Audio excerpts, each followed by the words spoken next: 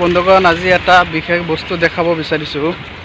এই যে আপোনালোকে চাইছে বস্তাৰ বস্তাৰ বান্ধকেইটা যে দিছে, আজিলৈকে 5 বছৰ আগত যদি এই বস্তাৰ বান্ধটো দিলে হয়, আজি যিখিনি মাটি নদী খহাই লৈ গৈছে, যিখিনি মানুহৰ ঘৰ দুৱাৰ নষ্ট হৈছে, আজি ইমান কষ্ট কৰিবলগীয়া নহ'লেহেঁতেন। আজিকালি যদি 5 বছৰ আগত এই বান্ধটো দিলে হয়, চৰকাৰে যদি এই বান্ধটো 5 বছৰ আগত সিদ্ধান্ত কৰি ল'লে হয়, বান্ধটো এনেধৰণে বান্ধটো দি যি ভাল কাম কৰিছে, কামটো যদি আগতে কৰিলে হয়, তেনেহ'লে ইমান টকা খৰচ কৰিবৰ প্ৰয়োজন নাছিলে। যিবিলাক মাথাউৰি দিছে, এই মাথাউৰি পানীৰ কাষত কি আছে? মাথাউৰি একো দম নাই। আজি এই বান্ধটো যে দিছে, আপোনালোকে চাইছে কি মজবুতকৈ দিছে আৰু কেনেধৰণে দিছে, কিমান মিটাৰ দিছে।